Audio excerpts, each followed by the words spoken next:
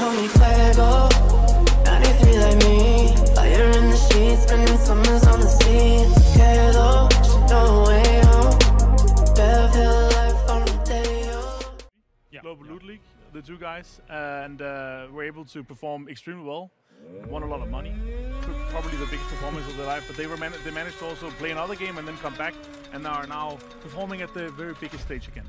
All right, gentlemen, rev your engines, get ready, because it's time. Let's get this hype going. It's time for PGS qualifiers. It's day number 2. It is time to get into our first game of the day as these groups go head to head. And we're going over to the commentary team. It's Pansy and Sims for all of the action.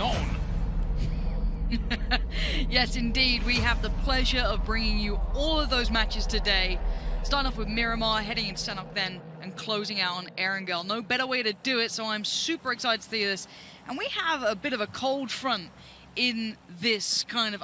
when I look at this group, when I look at these teams, keep in mind as well, for you guys playing at home, there's, out of all the players here, 20% of them are Finnish. 30% are from the CIS region, and we have a lot in this lobby.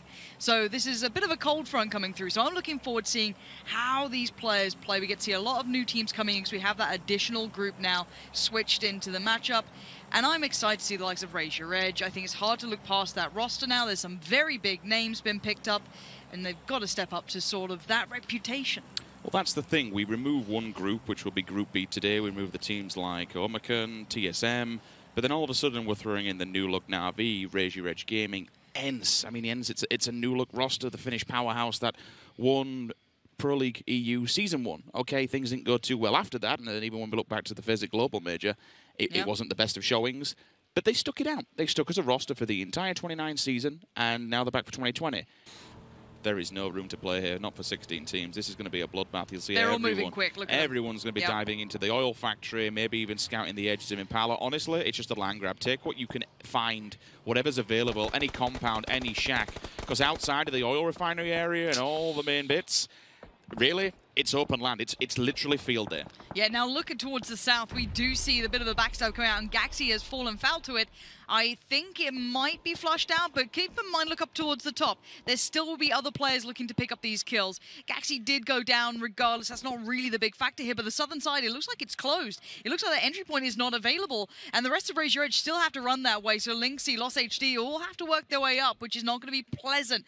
Liquid, Northern Lights, El Giganton getting gate kept out by El Giganton here. Already getting a couple of knocks, a couple of kills coming through. Tornado Energy trying to lay low as they're being hunted down by Na'Vi and in between a rock and a hard place. Yeah, just keep a close eye on that kill feed. There'll be so many players that'll be falling in these next transitions, especially against the next circle. Teams like ENCE, team like YMCA that are up against that large rock area that you can't go to. The circle can't make its way there, so it'll eventually be ping-ponged around or moving. These teams now need to read ahead of this circle. Wonder what's the next move, what's the next step, what's available. Scout it out, but be careful, because there's so many players alive. For me, in this kind of scenario, it's not the land you have now. Yes, it's damn important, but you need numbers. You need your team to be able to fight these engagements and take land away from people. Had to land that. Now, Na'Vi have been forced way further forward. Tornado Energy do have the hard cover. You can see them well aware of who's knocking at their door now.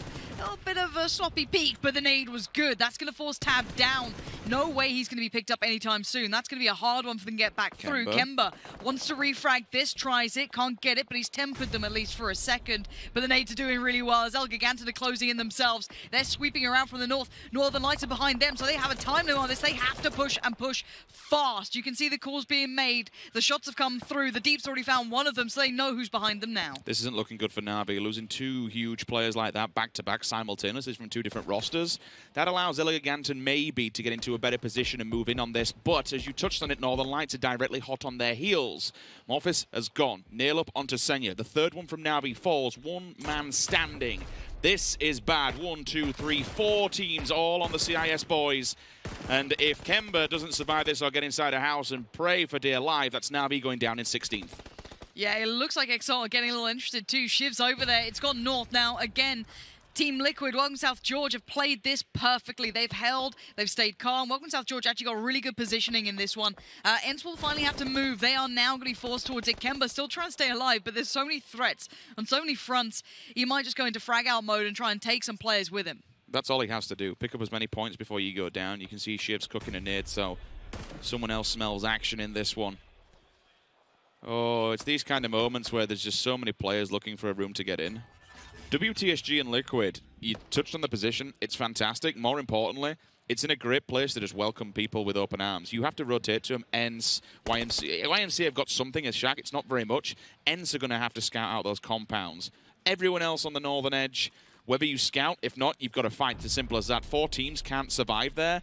If NLT are really, really clever and really smart about this, yes, it's a ballsy play, they could mop up. If they want control of the northern edge of the circle, they have to kill, they have to frag. But there is a bonus side to that. You're going to get points, you're going to get the placement as well. Now, in the south, this is a very hard run for Raise Your Edge and a Doozy and all of these guys down there. That's going to be a very hard bit of play. Kemba's desperately doing what he can against Tornado Energy, but they are going to be working together, hopefully, and he's down to nothing. He does go down, and Na'Vi out in 16th. Big loss for them, but we said it earlier, Raise Your Edge and Na'Vi had very hard circle positions to come in towards. Lost HD has fought its way forward with Cold Dementa still standing, as already you can see Standings trying to get ahead of them. They've tried to leapfrog forward, but they've been met by resistance further up north. Not in the circle, any of this. This is just purely to try and get steps towards the right positioning down the line. It's really difficult because outside of Impala, you completely have to eject the entire town yourself. There's nothing left there. Lost HD goes after the vehicle. All he needs to do is blow it up. Oh, he's got the tree, so maybe he survives this. Gets the heal off. Nades start to rain forward. He has support from his teammates. Good angle, though. Play with me. On the left, peek. Lost HD goes down, and that's a bit of a loss. More importantly now, because Cold Dementa has to answer this. If he wants to go for the res, and I spoke about it earlier on, you need as many players as possible. I know that's the general gist of the game, but with a circle like this, when there's very little room to breathe, you need as many men as humanly possible on the battlefield, because it comes down to a numbers game. Refrags, trades, play with me. With a second, disallowed. 15th place will be them. Cold Dementa might be able... Can he get the... No, he cannot, so he actually loses lost during that engagement. Yeah, and he might not make it in either. You still have a couple of other players watching that southern side, and even beyond that, crossing into the new circle at the very end of this run is going to be incredibly hard. And it's a little shame to see Lost HD go down. I like casting this guy. He's a very exciting player to watch. Very powerful, packs a punch. Welcome South Georgia, going to start welcoming people up in the north. They're in a happy position to really keep some attention going for themselves. ENCE have kind of slowly worked their way in on the western side. Liquid in front, and then Welcome South George further ahead. And unsurprisingly, a little bit of a shame, Raise Your Edge have also gone down. 2 teams who had a very hard rotation route coming in have suffered because of it. This circle is punishing, we've said it, but the teams who've now got the real nice positioning, Phantom's one of them, they're still pretty happy.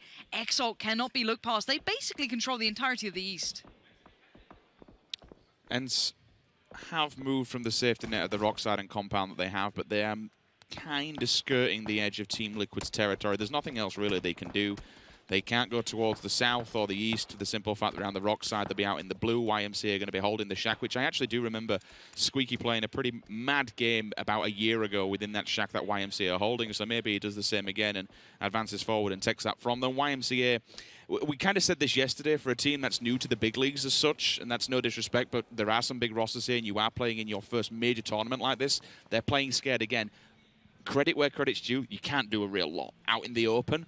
But it's the same scenario of just hunkering down and praying for dear life. The times that we saw it yesterday, it's not camping as such, but it is playing extremely scared for me and a little bit too passive. When you're in such an aggressive lobby like this, it only takes one team to just pull up or lob a grenade in there and they're all dead. And now everyone's closing in. Tornado Energy, they've been warded off. Yeah, not going to come that much closer towards WTSG. Bye-bye, they've been found. Everyone instantly turned and paid attention. They were making that mad dash from the north. Maybe they felt that was the only option they had left for them, and I guess you have to pick your poison there. I don't know if there was any other way to go. You had Exalt just towards the east, so you were going to be forced into that. El Giganten still have, I think, maybe one alive holding on, but it feels like a matter of how long. Northern Lights have managed to stay alive with 4 in the north, which is more surprising. Especially there's a bit of a crunch in the south. The northern side is about to get a little bit busy too once they work their way in. Certainly could grab the attention of some players. But now, down in the south, Blaze still have a player there. Phantom has a player there. There's a lot of individuals in the southern side. There goes the remainder of El Giganten, trying to play it slow and careful as the Northern Lights clear it out methodically, and I like that from them. Send it. Get your vehicles in and send it. It's the last little shack before you enter the circle. Oh, actually, is it in? Yes, no, it isn't. It is the last little shack, so they are going to have to pray Ridgeline extremely slowly here for the fact that Team Liquid and WTSG have heard those shots. Any movement from the vehicles, any kind of rotate, I'll hold for now. Shiv is doing the same. Bullet from a hell of a long distance. That's from the other side of the map. That kind of subdues him for now. If the player's closer, you will be able to hear those meds going off. I think he's too far and probably too fixated on what's going on below him. Because that rock, Shiv's job is to hold 3 teams back. Because the only way to get behind Exalt at this point is to go up and over. You're literally going to have to rock climb this. And if they do come from behind, that's when Exalt are in a difficult position. They have to fight 2 battles on 2 different fronts. If Shiv can hold this, he can rally the troops and hold support. Or he can just frag out. He is in an elevated line of sight position. He could just simply kill them. And again, the action slowed down slightly. Squeaky's in danger. I think maybe he got spotted there. He had moved up towards one of those shacks. It actually isn't a shack, excuse me. It is simply just the hay bale. So it is always going to have a weak side there. And it seems like Entropy has found that sore spot to poke at. So, and it's gone north. Liquid, welcome to South George. WTSG hold all the cards here. Ents, if they can support Squeaky and maybe, I don't know, bolster that position, that could be decent to hold from because there's not a lot here. That's what we're saying. It is very, very limited. A lot of open space. So if you still have vehicles, great. But if you're one of those southern teams, suddenly you've gone from quite a calm game. You know, you'd held your rock side, and now there comes Shiv. It was a matter of time, it felt like. He was patrolling, he was lurking and lingering in these rocks, waiting for anyone to get a little bit too comfortable, and he's found the timing. But he could get wrapped on here if he gets too tunnel vision, but he's going to be a nuisance, and he might just find Noki if he's not careful. I love this. It just holds so much. And, oh, look to the left. I think he didn't see him. Oh, no. He has now. Gets the follow-up at least. Oh, really nice covering work from Monkey. Called in. And this is something that I want to highlight about Exalt. It seems like they have good communication here. Laza is right behind 1, 2, 3, 4 players. If he gets through the smoke, if he sees one of these players just out in the open, what can he do with it? He's tracing him in. He's gone for the spray. He's going to find finally 1 down, 3 to go. But now shots from afar come in, and Sakura knows what's going on. Laza's found a bit of cover, but for how long can he keep it? Maybe a flush could be good for him here. Get some points, goes for the heal. This man wants to play the long game. A little bit dangerous considering the blue is right there. 6 HP, 1, just about alive. Oh, he's going to take him down with him. That is devastating. He just about stayed alive to do this. If he can make it further, that would be a miracle, but good enough work from him individually. Going to try and make the best of a bad situation, claim those points as he goes. We are seeing everyone now closing in towards WTSG. They're getting a lot of attention now. This is not looking so clean anymore as they're looking a little bit worse for wear. Exalt is now knocking on the door from the east. Losing 2 players like that in such a priority compound and a strong position is devastating. Nail Up knows this, and so does the rest of Exalt. They're getting involved. The grenades are out, and in we go. The initial contact has been made. Miraku goes for the res on Ira. Seong, though, this could be difficult. Unless Vard can hold them off, he will die. Vard answers back. That's a good stoppage for now. It puts some kind of cap on the bombardment that comes out of Exalt, but there's still 3 players up. Seong falls down. 3 versus 3 will continue. Liquid, they're back building. They're holding point, but Ibiza is scouting area. Ents, they're back, they're doing work. YMCA is also on the move. They need to be careful because they'll be tripping on their territory. Rustam Mar falls. Jeemzz follows up with Squeaky. 2 down back-to-back like that. Looks like TL know exactly where all of Ents are. Yeah, Ents' luck of having position is starting to run out. They're running out of options, safe areas to play from. The south looks like it's coming to a close. It seems as though Phantom has won that battle. They managed to hold their position. Everyone else now in the open has to suffer the fate of what Liquid have been building quietly and slowly. And the nade is good. It's going to flush out Diggory, but Dixu is still standing, so Ents still have a little bit of hope here. Can he hold it for long, though? Because it looks like Jeemzz fancies this one, and no, mxey's right there. Liquid trying to control the map, being proactive, being deadly. Exalt on the other side, they lost Naylor, but Udir might follow similar fate as he's down to a 1-shot, looking to calm it down, looking for a new way in. WTSG were not going to give up those buildings, so they've rotated south, maybe looking to punish those trying to work their way in, get points in another fashion. 5 kills already is a certainly good start for it. Exalt are re-wrapping. They're just got to be careful off the back of that rock side. They don't find all the teams from the Phantoms. Remember, the Phantoms need as many points as possible. I think they only picked up 7 yesterday, where if they have a bad game or 2, just today, straight off the bat, for them, they are not qualifying whatsoever. This is a big battle for Exalt. If they win this, They do then get the compound that Batulin's in. Obviously, they have to fight Batulin first. Deez goes down, Kaymind at distance. That's going to help them out now. That evens the numbers at least and removes a tiny bit of pressure.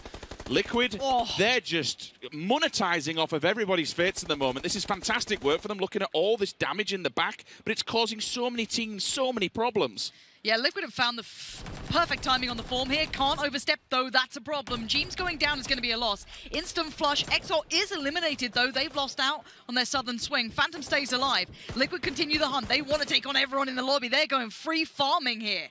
Now, Kaymind's already done well. Those 2 kills look perfect beside him, but they need to be careful to not give up too much. They're spread quite thin, and they might need to regroup after that loss of Jeemzz. So it looks like that's the plan for now.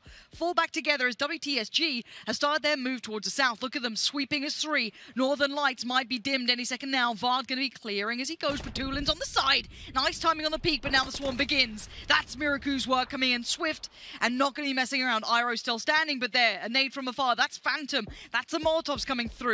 This is the remaining battle. 3 teams, all slightly broken and beaten, all have 3 players alive, so 9 currently stand. The issue with throwing that Molotov now gives away the information to WTSG. They know where the Phantoms are. Yes, you may have heard shots and had some kind of rough idea, but now you know they're just lingering over the hill. They're within arm's reach. They're within distance.